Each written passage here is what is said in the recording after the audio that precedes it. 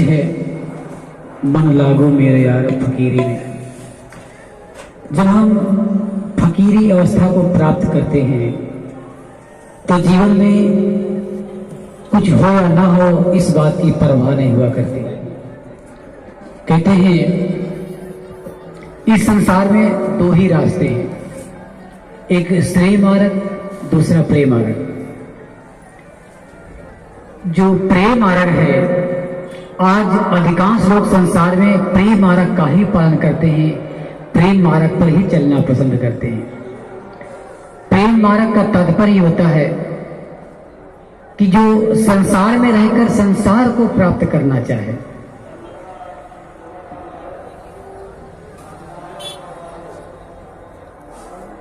प्राप्त करें। श्रेय मार्ग वो होता है कि संसार में रहकर हम भगवान की प्राप्ति करें, ईश्वर को प्राप्त कर लें।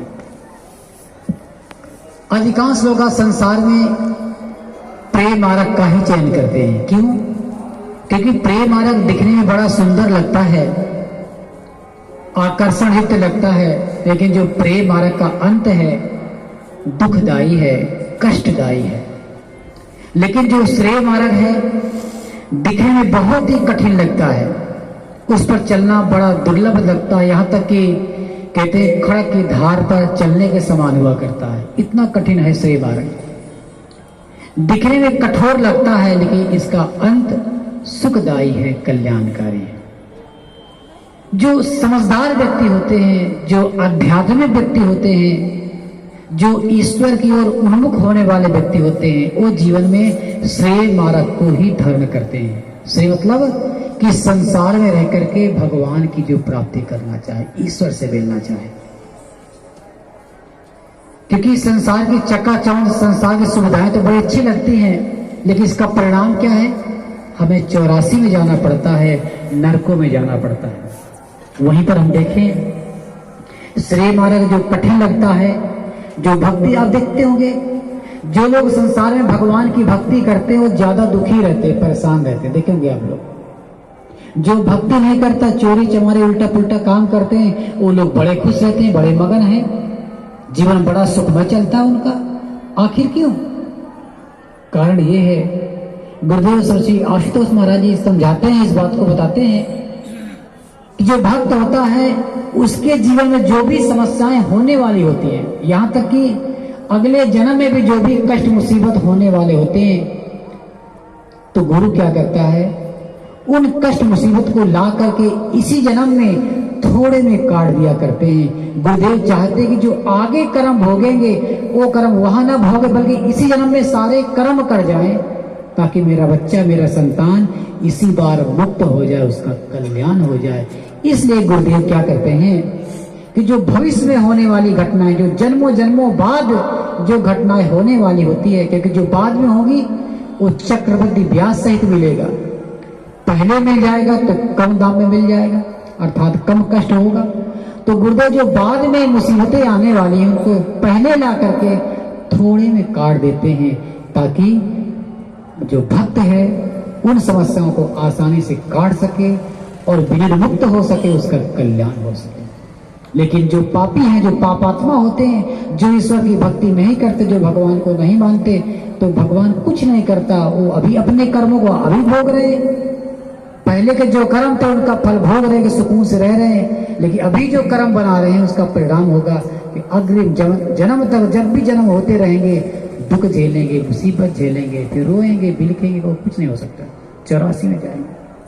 तो इसीलिए जो भक्त होता है वो देखेंगे अधिकांशता परेशान ही दिखाई पड़ता है, क्योंकि गुरुदेव पहले जो बाद में कर्म आने वाले उनको पहले ला करके काट देते हैं, हमारा कल्याण करते हैं। इसीलिए श्रेय मार्ग को श्रेष्ठ मार्ग भी कहते हैं। इसे हमें श्रेष्ठता को जीवन में धारण करना है। एक बार एक भक्त महाराज जी के पास गया और जाकर कहना कि महाराज जी, यदि किसी भक्त को समझ में ना आए कि श्रेय मार्ग को धारण करना है कि प्रेम मार्ग को धारण करना है, तो इन दुविधाओं में वो भक्त क्या करे? तो महाराज का जब ये बात समझ ना आए कि श्रेय मार्ग पर चलना चाहिए कि प्रेम मार्ग पर, तो उस भक्त को सीधा जाकर के पूर्ण गुरु के पास जाकर ज्ञान को प्राप्त कर लेना चाहिए, अर्थात जीवन में सच्चे गुरु को धारण कर लेना चाहिए। और पता चल जाएगा कि श्रेय मार्ग क्या है अपने चलेगा पता। अर्थात जब कभी समझ में ना आए तो सीधा पूर्ण गुरु के पास जाएं, ध्यान साधना करें, प्रार्थना करें, अपने आप सब कुछ समझ में आ जाए, कहीं जाने की कोई आवश्यकता नहीं है। इसलिए तो भक्तों ये जीवन बड़ा सुंदर भी है, क्योंकि किसी ने एक बार कहा कि महाराज जी लोग गाते हैं संसार विषय नगरी, तो महाराज जी ये क्या संसार बड़ा विषय नगरी है, इसमें विषय ही विषय है, दुख ही दुख है, ऐसा क्यों लोग गाते हैं संसार विषय नगरी। तब महाराज जी कहा जो व्यक्ति ये कहते हैं कि संसार विषय नगरी है वो गलत गाते हैं, क्योंकि संसार को भगवान ने बनाया, ईश्वर ने बनाया है, तो जिसको ईश्वर बनाए हैं, ईश्वर ने बनाया है, वो विषय नगरी कैसे हो सकता है ना। बल्कि संसार में विष के साथ साथ अमृत भी है, अर्थात संसार विषय नगरी नहीं है, बल्कि संसार के द्वारा ही एक जीवात्मा का कल्याण होगा, तो संसार फिर अमृत की नगरी है, विषय नगरी नहीं, क्योंकि यही के द्वारा ही अमृत की प्राप्ति होती है, यही के द्वारा हमारा कल्याण हुआ करता है। इसलिए प्रभुत्वों ये संसार बेकार नहीं है, परमात्मा ने संसार बनाया, पहली बात एक खेल है, क्योंकि किसी संत ने बहुत सुंदर कहा कि एक बालक, एक दिव्य बालक दिव्य उपवन में दिव्य क्रीड़ा कर रहा है, ये है संसार भगवान का रिश्ता।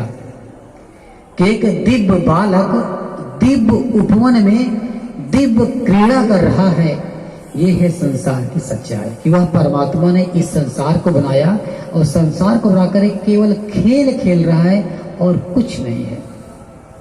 और खेल में क्या है, परीक्षा लेता है कि कौन मुझे प्राप्त करना चाहता है और कौन मेरे खेल से प्रेम करता है, मेरे खिलौने से प्रेम करता है। परमात्मा ने खिलौना बना दिया और स्वयं भी संसार में है, तो उसकी वो परीक्षा ले रहा है कि हमें खिलौना चाहिए किस भगवान चाहिए। जो भक्ति संसार में आकर भगवान की प्राप्ति करते हैं, खिलौने का त्याग कर देते, खिलौने को छोड़ देते हैं, उनका फिर आवागमन का चक्र ही खत्म हो जाता है। और जब तक हम खिलौनों से खेलते रहेंगे, खिलौना हमें पसंद आ रहा है, तब तक आप खिलौनों से खेलते ही रहेंगे, 84 में भटकते ही रहेंगे, दुखों को झेलते। जिस समय खिलौना हाथ से छूट जाएगा, उस समय से एक बच्चा होता ना, जब तक खिलौनों से खेलता है तब तक उसे माँ की याद नहीं आती, जब खिलौना से थक जाता है तो पुकारता माँ माँ माँ, तब माँ दौड़ कर जाती है और बच्चे को अपने गोद में उठा। जब तक संसार प्रिय लगता है, संसार अच्छा लगता है, तब तक आप खेलते रहेंगे, आवागमन के चक्र में पड़ते रहेंगे, 84 में जाते रहेंगे। जिस समय संसार प्यारा नहीं लगेगा, वैराग आ जाएगा, ईश्वर प्यारा लगने लगेगा, वही समय संसार छूट जाएगा, आवागमन का चक्र खत्म हो जाएगा, हमारा कल्याण हो जाएगा। यही संसार की सच्चाई है, यही परीक्षा, यही खेल है परमात्मा का और कुछ नहीं, यही एक दिव्य क्रीड़ा है। तो प्रभुत्वों ये कब संभव होगा, जब जीवन में गुरु मिलेंगे, ज्ञान मिलेगा, ध्यान साधना करेंगे, तभी गुरु से प्रेम होगा, तभी भगवान से प्रेम होगा, तब हमारा कल्याण हो पाएगा। तो ये सुंदर भाव थे। तो इसलिए प्रभुत्वों जो लोग भी इस ज्ञान को प्राप्त करना चाहते हैं, गुरुदेव श्री आशुतोष महाराज जी के पास से ज्ञान मिलता है और ज्ञान के द्वारा ही भगवान का दर्शन होता है, तभी भगवान से प्रेम कर पाएंगे। तो नाम लिखा देंगे। बाकी कल की कथा है, कल 2 से 5 की कथा है, शाम को भय संध्या है, उसका लाभ उठाएंगे। लेकिन कल ठीक से सभी लोग आएंगे, उसका लाभ उठाएंगे।